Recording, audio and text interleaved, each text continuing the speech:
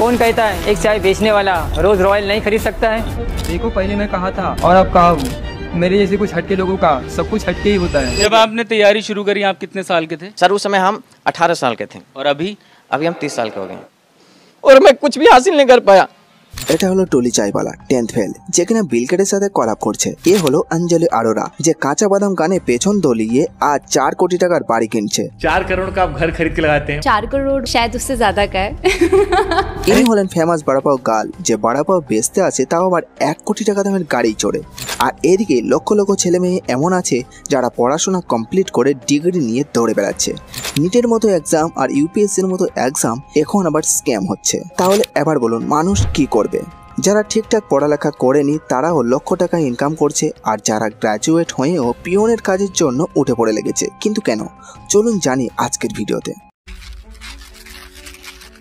U.S. Surgeon General has said social media might be hazardous to children and adolescents. अगर आप समाज से अलग थलग महसूस करते हैं और सोशल मीडिया प्लेटफॉर्म पर ज्यादा समय बिताते हैं तो एक नए शोध के अनुसार स्थिति और बिगड़ भी सकती है इससे। मोबाइल एडिक्शन की वजह से लोग डिप्रेशन, एंजाइटी और अकेलेपन जैसी साइकोलॉजिकल डिसऑर्डर से भी जूझ रहे हैं। দেখুন 2018-তে ইউপিতে পিওনের কাজের জন্য ভ্যাকেন্সি বের হয়, যেখানে 93,000 ক্যান্ডিডেট অ্যাপ্লাই করেছিল। আর এদের মধ্যে 3,700 জন এমন ছিল যারা পিএইচডি হোল্ডার। মানে বুঝতে পারছেন কাজের কত কমতি আছে। আর পশ্চিমবাংলার পরিযায়ী শ্রমিকের কথা তো তুলে ধরলামই না, এদের কথা আরো একটা আলাদা ভিডিওতে বলবো। তার মানে কি ভারতে সত্যি এত বেরোজগার? না, তেমনটা নয়। এদের মধ্যে বেশিরভাগ মানুষ এমনও আছে যারা কাজ তো করে ঠিকই, কিন্তু খুব নিচু পদে। মানে সে যেভাবে পড়াশোনা করেছে, যেই পদ পাওয়ার জন্য পড়াশোনা করেছে, তার থেকে নিম্ন স্তরে কাজ করছে। কারণ কেন জানেন? এর জন্য দায়ী আমাদের এডুকেশন সিস্টেম। কিন্তু কেন? চলুন জানি। Bill Gates college drop out, lakh crore টাকার মালিক। Mark Zuckerberg college drop out, lakh crore টাকার মালিক। Steve Jobs college drop out, lakh crore টাকার মালিক। ল্যারি পেজ আর Sergey Brin university drop out, $1 billion মালিক। ভারতীয়দের দেখুন, Mukesh Ambani university drop out, $1 billion মালিক। Gautam Adani university drop out, $1 billion মালিক। কিন্তু আমরা সেই ছোট থেকেই শুধু রিডিং পড়েই যাচ্ছি আর দিনরাত শুধু এটাই জানছি মুঘল আমাদের কি কি ক্ষতি করেছে, ইংরেজ আমাদের কি কি ক্ষতি করেছে। মানে আমরা সব ওই রেট রেসেই পড়ে আছি, যেখানে সবার পরিবারের একটাই চিন্তা, যেভাবেই হোক একটা সরকারি চাকরি পেলেই হবে। যার কারণে আমরা আমাদের জীবনের 25 থেকে 30 বছর পর্যন্ত এখানেই শেষ করে দিচ্ছি। আর এত লেখাপড়া করেও যখন কোনো চাকরি জুটছে না, তখন আমরা নিম্ন পদের কোনো কাজে যুক্ত হচ্ছি শুধুমাত্র পরিবারের ভার বহন করার জন্য।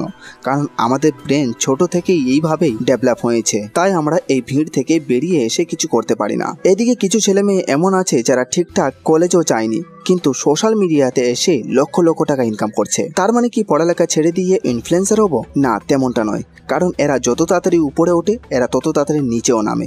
আর বেশিরভাগ ইনফ্লুয়েন্সার শুধু লক দেখানো কাজই করে থাকে। আর লেখাপড়া হলো এমন একটা জিনিস যেটা আজীবন কাল আমাদের কাজে লাগবে, শুধু সঠিক সময়ে সঠিক জায়গায় ব্যবহার করা জানতে হবে, যেটা আমাদের এডুকেশন সিস্টেম কখনোই শেখায় না। দেখুন, এটা হলো ডেভেলপ কান্ট্রি স্কুল, যেখানে শেখানো হয় বিজনেস কিভাবে করতে হয়, এআই কি, সোশ্যাল মিডিয়া কি, এইসবগুলো ব্যবহার কিভাবে করতে হয়। আর ভারত বাংলাদেশে যেখানে শেখানো হয় শুধু ইতিহাস আর ইতিহাস। তাই জীবনে কিছু করতে হলে বাকিদের থেকে একটু আলাদা চিন্তা ভাবনা করতেই হবে, তবে কিছু করতে পারবেন।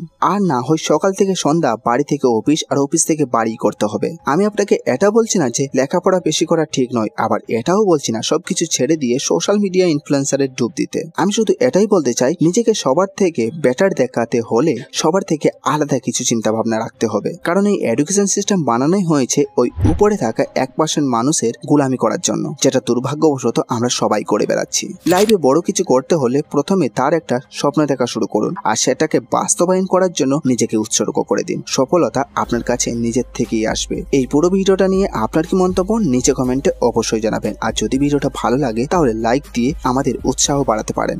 দেখা হচ্ছে আরো একটা নতুন কোনো ভিডিওতে।